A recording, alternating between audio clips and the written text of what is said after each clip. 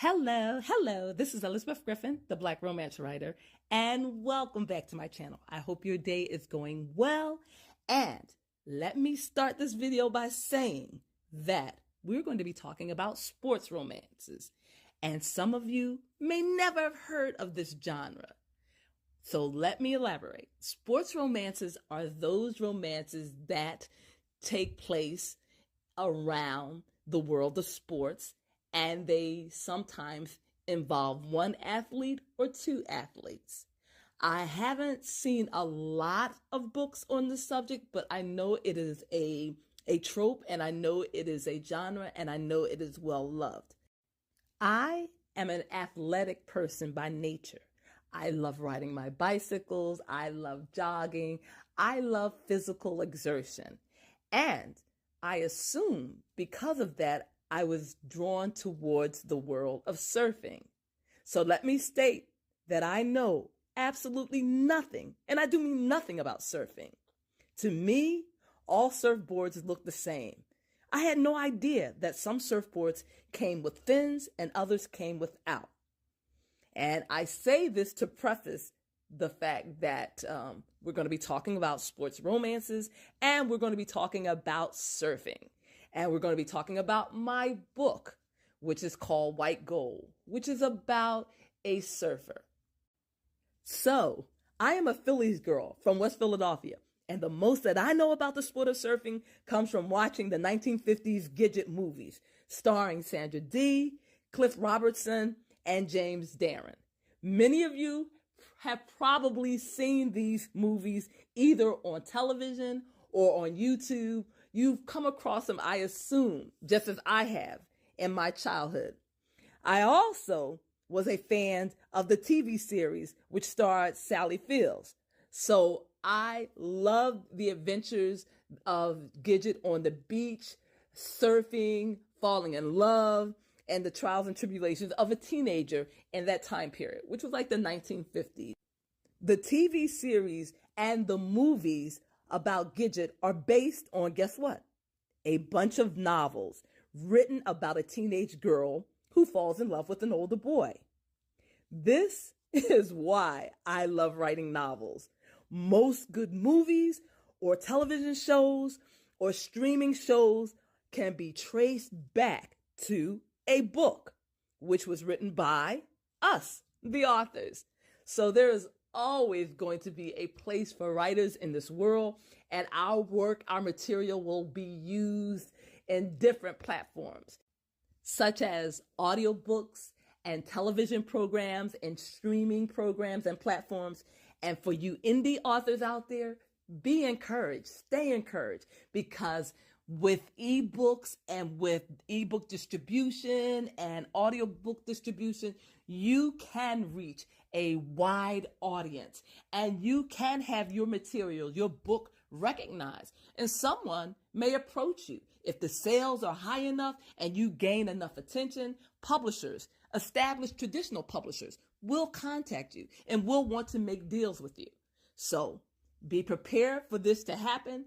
And also make sure that you don't, and I repeat, do not sign your rights away. Make sure you have legal representation so that you protect all of your rights, your written rights, your audiobook rights, your television rights, your overseas rights. You have so many rights on one piece of intellectual property that you definitely have to protect.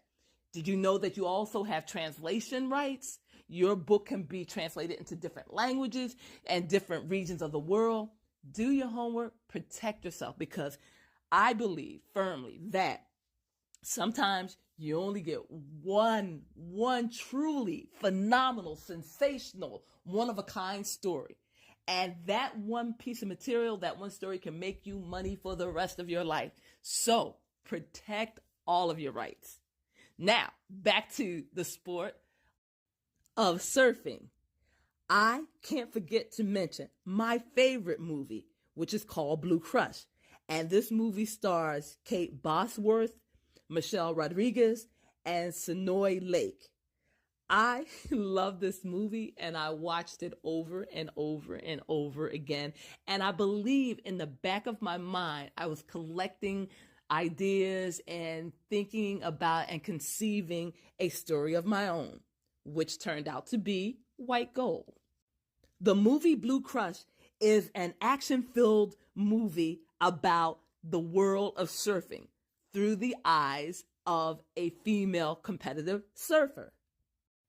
And yes, the movie is based on an article featured in Outside Magazine called Life's Swell, which is based on a group of teenage surfers, and it was written by Susan Orleans.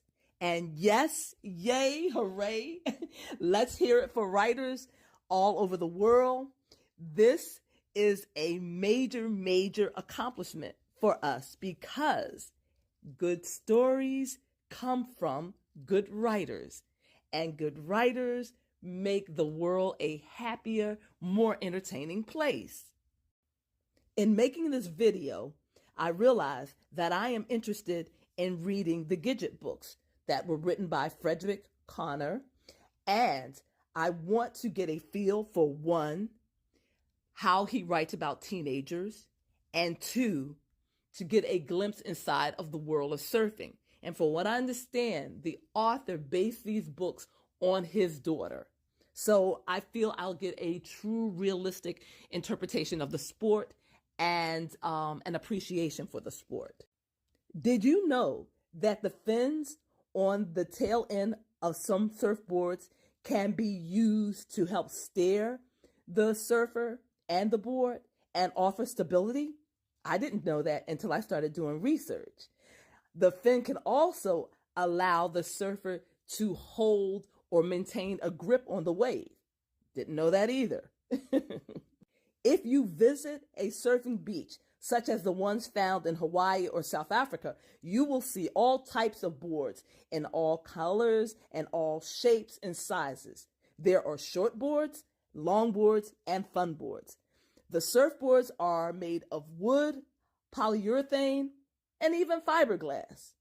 And listening to me right now, you would think that I know a little something about surfboards. However, that is not the case. The information that I am providing you with comes from research. So I encourage you, when you write sports fiction or romance, do the research. You will find enjoyment in discovering new things, and you will be absorbing so much information that you will regurgitate in the telling of your story.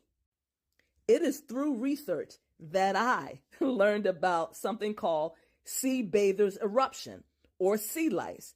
This is when a surfer comes into contact with jellyfish larvae that may get trapped inside their swimsuit. And yes, I use the sea lice in my story, White Gold. White Gold is a story about a dysfunctional family, and it is a story about surfing and ambition. And the characters are beautiful, gorgeous, dysfunctional people. And the idea of this family structure came to me after reading the book Bastard Out of Carolina, which is written by Dorothy Allison. And this book is a autobiographical telling of the author's life. And as I said, it's autobiographical. So it's some truth and some. But this story shocked Americans, shocked so many readers, and it's about abuse and dysfunction. And I got a connection through reading the book Bastard Out of Carolina. I felt a connection with the writer and with her story. And in reading Dorothy Allison's book, I realized that people are people are people. And yes, that may sound cliche, but there's a commonality amongst people. And you can see it at points of poverty and at points of dysfunctional family and sexual abuse and violence. And so I try to incorporate that in my writing.